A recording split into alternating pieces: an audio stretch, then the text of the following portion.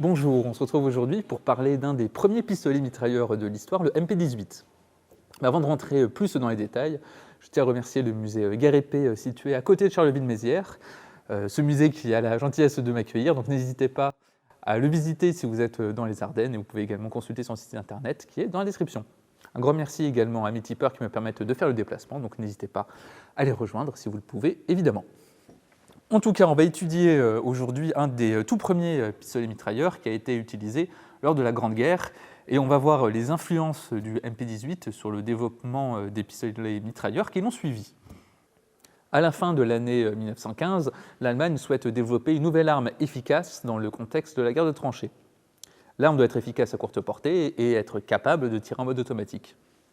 Au départ, on va expérimenter avec des Mauser C96 et des Luger en leur permettant de tirer en rafale, mais les résultats sont un peu décevants. Ces pistolets automatiques sont difficilement contrôlables et leur fiabilité laissait un peu à désirer. Il faut donc un autre type d'arme pour équiper les Sturmtruppen, qui étaient les soldats censés être le fer de lance pour avancer et prendre les lignes dans le cadre de la guerre de position. C'est l'entreprise Bergmann qui va proposer une nouvelle arme, un pistolet mitrailleur qui va utiliser la munition de l'époque, le 9 par 19 mm, cartouche toujours en service aujourd'hui. Et la personne en charge du développement de cette nouvelle arme est un certain Hugo Schmeisser, qui va avoir une carrière fort intéressante dans le milieu des armes à feu, comme on a pu certainement déjà le voir. Ce monsieur Schmeisser est le fils de Louis Schmeisser, lui-même ingénieur chez Bergmann, où il avait travaillé entre autres sur le fusil mitrailleur Bergmann LMG-15. En tout cas, l'arme que va concevoir les équipes d'Hugo Schmeisser est une arme compacte et uniquement en automatique. Son mécanisme est très simple, car c'est une arme qui tire culasse ouverte et sa culasse n'est pas calée. L'arme va plaire à l'armée allemande, mais celle-ci va demander un changement, car initialement les MP-18 utilisaient un chargeur en boîte assez classique, mais l'armée allemande veut que le pistolet mitrailleur fonctionne avec les chargeurs Luger de 32 cartouches du Luger d'artillerie. On doit alors modifier l'arme en modifiant le puits du chargeur, et l'arme est alors prête en 1917. Et l'Allemagne souhaite en commander 50 000. Finalement, sur ces 50 000 armes commandées, seuls un peu plus de 17 000 seront fabriquées avant l'armistice, et sur ces 17 000, on estime qu'environ 3 000 MP-18 ont réellement été utilisés pendant la Première Guerre mondiale. Et après la guerre, ces armes vont être surtout utilisées par les forces de police, car l'armée allemande n'avait pas le droit d'être équipée de pistolets mitrailleurs à cause du traité de Versailles. D'ailleurs, l'entreprise Bergmann ne pouvant fabriquer de pistolets mitrailleurs à des clients militaires, les droits du MP-18 seront en partie cédés à SIG en Suisse, ce qui a fortement déplu à Hugo Schmeisser, qui va quitter la société pour rejoindre l'entreprise Heinel, où il travaillera sur le successeur du MP-18, le MP-28. En tout cas, maintenant qu'on a vu un peu l'histoire de ce pistolet mitrailleur, on va pouvoir le regarder de plus près. Le MP-18 est une arme assez lourde, surtout pour un pistolet mitrailleur, car elle pèse presque 5 kg et elle va mesurer 83 cm. Ce que l'on remarque tout de suite quand on le prend en main, c'est la finition, car l'acier est bien usiné et on est bien loin des pistolets mitrailleurs fabriqués rapidement lors de la Deuxième Guerre mondiale. D'ailleurs, en le démontant tout à l'heure, on va pouvoir apprécier les processus de simplification des successeurs du MP-18. L'ergonomie générale semble plutôt classique, mais c'est cette arme qui a véritablement popularisé cet agencement, notamment l'encoche, dans lequel on va mettre le levier d'armement, cette encoche qui va faire office de sûreté. Les organes de visée sont très simples, un guidon assez épais à l'avant et une simple hausse pivotante à l'arrière avec 100 et 200 mètres. Notre canon, comme on peut le voir, est relativement court, il mesure 20 cm et il est protégé par ce manchon perforé.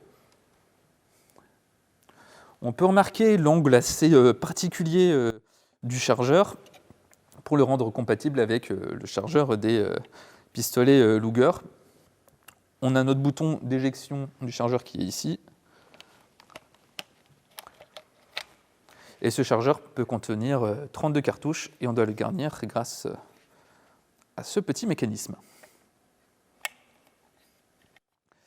Sur les chargeurs destinés au MP-18, souvent était fournie une gaine qui va se mettre autour du chargeur afin d'éviter que l'on insère trop loin le chargeur, car si on pousse trop fort et qu'on l'insère trop, on risque d'endommager les lèvres du chargeur quand la culasse va frapper dessus. Ce chargeur était sûrement le point faible de cette arme, car c'était pas forcément le chargeur le plus fiable au monde, ni le plus ergonomique, et il sera rapidement abandonné quand on cherchera un successeur au MP18. Autre chose qui est assez impressionnant avec ces armes, surtout les armes allemandes de cette époque, c'est les marquages avec le numéro de série qui est frappé quasiment sur toutes les pièces, que ce soit le tonnerre évidemment, le puits du chargeur, et même le bout, et même le guidon. On peut remarquer sur le tonnerre qu'il y a écrit MP18,1. Alors, ce 1 est un marquage qui reste toujours un peu mystérieux aujourd'hui, car on n'est pas à 100% sûr de sa signification, car il existe des MP18-4, mais ni de 2 ni de 3. Par contre, on a un MP28-2. Un autre marquage assez intéressant, c'est le marquage 1920, qui est présent sur de nombreux MP18, pas forcément sur celui-ci, ou du moins il est peut-être caché ici, car il y a un marquage qui a été supprimé. Et ce 1920, en fait, il ne va pas indiquer l'année de fabrication, car l'année de fabrication des MP18 n'est pas indiquée directement sur l'arme.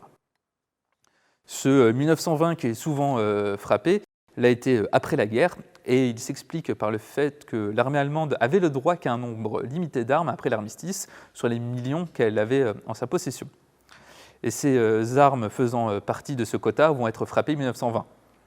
Et ce marquage existe également pour d'autres armes de la même époque. Ce n'est pas forcément réservé uniquement à ces pistolets mitrailleurs. On peut en trouver sur des fusils ou pistolets qui vont avoir leur date de fabrication et également ce marquage 1920. Mais maintenant qu'on a vu les détails de ce MP18, on va pouvoir le démonter pour mieux comprendre comment il fonctionne. Mécaniquement, le MP18 est une arme très simple. C'est une arme qui tire uniquement en mode automatique avec une cadence de tir de 400 coups par minute. Pour l'utiliser, normalement, on insère un chargeur garni. On ramène notre levier d'armement en arrière. Et lorsqu'on va appuyer sur la queue de détente, on va simplement abaisser le bec de gâchette qui va laisser la culasse partir en avant, culasse qui va chambrer une cartouche et la percuter dans la foulée. Et comme c'est une culasse non calée, c'est uniquement l'inertie due au poids de la culasse qui va retarder l'ouverture. Et le processus va recommencer tant qu'on appuie sur la queue de détente et qu'on a des munitions dans le chargeur. Alors, on va démonter ce MP18 pour pouvoir un peu apprécier son mécanisme et notamment la qualité de l'usinage des pièces. Donc il faut enlever le chargeur, évidemment. Notre culasse doit être en avant. Et à l'arrière, il y a un bouton poussoir sur lequel on va appuyer et on va pouvoir faire basculer notre arme. Et là, on va faire tourner l'embout dans le sens anti-horaire. Il faut faire attention parce que le ressort récupérateur va vouloir sortir. Donc on peut voir notre ressort récupérateur qui est assez fin, peut-être un peu trop fin car il avait un peu tendance à se tordre. On va également retirer notre culasse. Hop là. Alors, cette arme est malheureusement neutralisée. Cependant, on peut voir qu'il y a une pièce supplémentaire à l'arrière. En fait, cette pièce, normalement, ça va être notre percuteur, qui est censé sortir un peu plus. Et donc on peut voir que, contrairement à beaucoup de pistolets mitrailleurs qui ont suivi, le percuteur n'est pas partie prenante, c'est pas un percuteur fixe, il n'est pas directement sur la culasse. Mécaniquement, ça pose aucun souci d'avoir un percuteur en plus. Par contre, c'est vrai que ça n'a pas vraiment beaucoup d'utilité par rapport à des designs plus basiques. Et ça peut en partie expliquer le poids assez important de notre MP18. On a également une tige qui est ici. Et en fait, cette tige elle va être reliée à la gâchette. Quand on va appuyer sur la queue de détente, la queue de détente, en fait, elle est totalement libre, hein. Il n'y a même pas de ressort. Elle va appuyer sur cette tige, et cette tige va abaisser le bec de gâchette. Ainsi, la cuisse va partir en avant et entraîner le tir.